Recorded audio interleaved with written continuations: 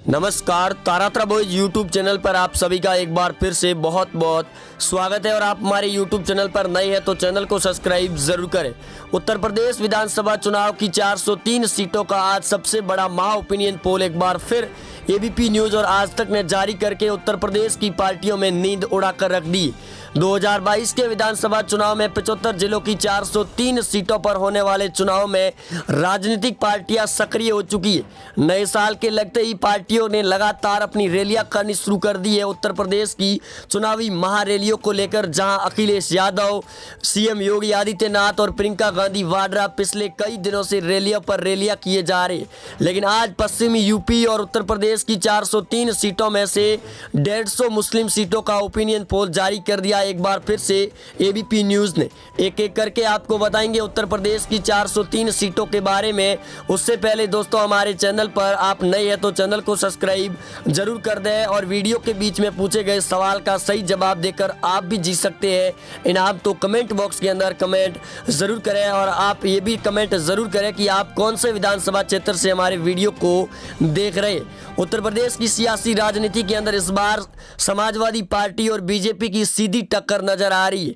चाहे राजनीतिक पार्टियां अदर कोई भी हो, लेकिन इस बार यूपी के महासंग्राम 2022 के अंदर अखिलेश यादव और योगी आदित्यनाथ का भयंकर तरीके से आमना सामना होगा। और अगर आप भी चाहते हैं कि यूपी के अंदर बीजेपी की सरकार बने तो इस वीडियो के नीचे जय हिंद कमेंट बॉक्स में जरूर लिखें। आगे दोस्तों बात करें वाराणसी के बारे में, जहां 8 सीटें जो 8 की 8 बीजेपी के खाते में जा रही है। वही दोस्तों अगर आगे बात करें आजमगढ़ जिले के बारे में, जो मुस्लिम बहुमूल्य क्षेत्र है और पश्चिमी यूपी का गढ़ भी माना जाता है, जिसकी 10 सीटें, जिसमें 1 सीट बीजेपी के खाते में जा रही है, 9 सीटें समाजवादी पार्टी के खाते में जा रही है। गोरखपुर जिले की बात करें जहां 9 विधानसभा की सीटें हैं, जिसमें 9 की 9 बीजेपी के खाते में जा रही है। अखिलेश यादव को गोरखपुर के अंदर भयंकर झटका लग रहा है। सीतापुर जिले की बात करें जहां 9 विधानसभा की सीटें हैं, जिसमें 8 सीटों पर बीजेपी पार्टी जीत रही है, 1 सीट पर समाजवादी पार्टी जीत रही है। आगे दोस्तों बात करें प्रयागराज जिले के बारे में, जहां 12 विधानसभा सीटें हैं, जिसमें 11 सीटों पर बीजेपी कब्जा जमा रही है और 1 सीट पर समाजवादी पार्टी कांग्रेस का सुपड़ा साफ होता हुआ नजर आ रहा है। प्रियंका गांधी वाड्रा के द्वारा महिलाओं के समर्थन में कई बड़ी घोषणाओं के बाद भी यूपी के अंदर कांग्रेस पूरी तरीके से खत्म होने की कगार पर। एटा जिले की बात करें जहां 4 विधानसभा की सीटें हैं, जिसमें 2 सीटों पर बीजेपी, 2 सीटों पर समाजवादी पार्टी जीत रही है। बहुजन समाज पार्टी के खाते में 0, कांग्रेस के खाते में भी 0 सीटें जा रही।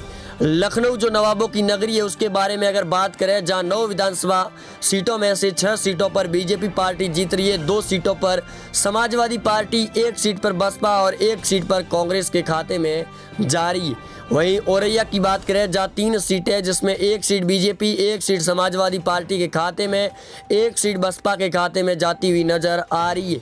बागपत की बात करें जहां 3 विधानसभा की सीटें हैं, जिसमें 1 सीट पर बीजेपी जीत रही है, 1 सीट पर समाजवादी पार्टी और 1 सीट पर बसपा पार्टी की जा रही है। वहीं दूसरी ओर कानपुर नगर की बात करें, 10 विधानसभा की सीटें हैं, जिसमें 8 सीटों पर बीजेपी अपना कब्जा जमा रही है। रायबरेली विधानसभा की बात करें जहां 6 सीटें, जिसमें 3 सीटें बीजेपी के खाते में जा रही है और रायबरेली की सांसद प्रियंका गांधी वाड्रा और राहुल गांधी खुद यहाँ पर हार चुके हैं, लेकिन इस बार राहुल गांधी के लिए भी बड़ी चुनौती होगी। वहीं आगे बात करें कुशीनगर के बारे में, जहां 7 विधानसभा की सीटें हैं, जिसमें 5 सीटों पर बीजेपी पार्टी जीत रही है, 1 सीट पर समाजवादी, 1 सीट पर कांग्रेस पार्टी का खाता खुलता हुआ नजर आ रहा है। बिजनौर की बात करें जहां 8 विधानसभा की सीटें हैं, जिसमें 5 सीटों पर बीजेपी, 1 सीट पर समाजवादी पार्टी, 1 सीट पर बसपा और 1 सीट पर कांग्रेस पार्टी जीत रही है। गाजीपुर की बात करें जहां 7 विधानसभा की सीटें हैं, जिसमें 4 सीटों पर बीजेपी पार्टी जीत रही है, 2 सीटों पर समाजवादी पार्टी और 1 सीट पर फिर से कांग्रेस कब्जा जमा रही है। मुरादाबाद की बात करें जहां पश्चिमी यूपी का सबसे बड़ा गढ़ माना जाता है और 6 सीटों में बीजेपी पार्टी, 2 सीटें, 2 सीटें समाजवादी, 1 सीट कांग्रेस और 1 सीट बसपा के खाते में जा रही है। बरेली की बात करें जहां कांग्रेस का गढ़ माना जाता है, लेकिन इस बार 9 सीटों में से कांग्रेस के खाते में 2 सीटें जा रही है, बीजेपी के खाते में 4 सीटें हैं। प्रियंका गांधी वाड्रा को रायबरेली के अंदर बड़ा झटका लगा, जहां सांसद कांग्रेस की पहले से ही बड़ा ऐलान जारी कर चुकी है। अयोध्या की बात करें जहां 5 विधानसभा की सीटें हैं, जिसमें समाजवादी पार्टी को 0 सीटें मिल रही है और 5 की 5 सीटें बीजेपी के खाते में जा रही है। हरदोई की बात करें जहां 8 विधानसभा की सीटें हैं, जिसमें 3 सीटों पर बीजेपी पार्टी जीत रही है, 2 सीटों पर समाजवादी पार्टी, 1 सीट पर कांग्रेस और 1 सीट पर बसपा पार्टी जीत रही है। अब मेरठ की बात करें जहां 7 विधानसभा की सीटें हैं, जिसमें 5 सीटों पर फिर बीजेपी ने अपना दबदबा कायम कर लिया है। असदुद्दीन ओवैसी और चंद्रशेखर रावण की यूपी के अंदर योगी आदित्यनाथ ने लंका लगा कर रख दी है। एक तरफ मुस्लिम वोटों को अपनी ओर करने में जुटे असदुद्दीन ओवैसी के बयानों के बाद सरकार बड़ा एक्शन लेने की तैयारी में है। चुनाव आयोग ने पहले से ही अखिलेश यादव और असदुद्दीन ओवैसी को नोटिस थमा दिया है 2022 के विधानसभा चुनाव में विवादित बयान देने को लेकर।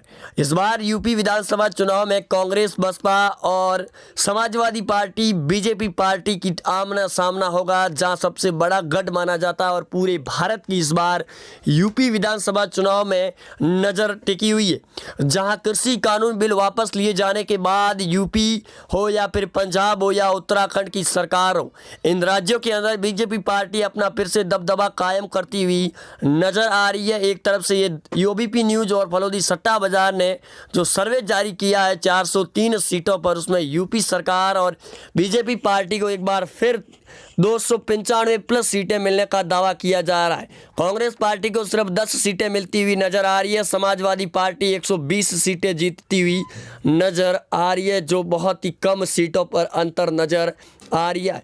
दलित वोटरों को साधने में जुटे चंद्रशेखर रावण को भी तगड़ा झटका दे दिया गया है।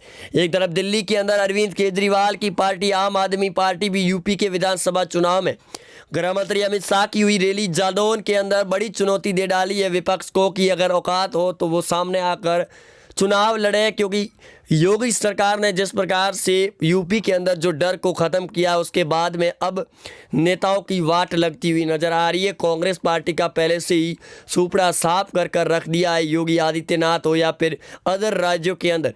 इस बार कांग्रेस पार्टी बड़े तौर पर चुनाव लड़ने और विपक्ष के नेताओं को एकजुट करने में जुटी हुई है, तो दूसरी ओर अब विपक्ष के नेताओं ने कांग्रेस पार्टी के साथ समझौता करने की मूड बनाता हुआ नज़र कम आ रही है, जिसकी वजह से प्रियंका गांधी वाड्रा और सोनिया गांधी की भी टेंशन बढ़ी हुई है।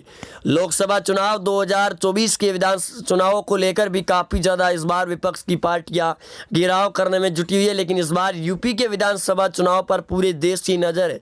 इस बार के सर्वे में काफ़ी ज़्यादा उलटफेर होने की तैयारी में है, जिसकी वजह से यूपी विधानसभा चुनाव काफ़ी ज़्यादा रोमांचक भी होने वाले हैं इस बार के चुनाव, क्योंकि इस चुनावों के भीतर कई बड़े उलटफेर भी होंगे चुनाव की 403 सीटों को लेकर।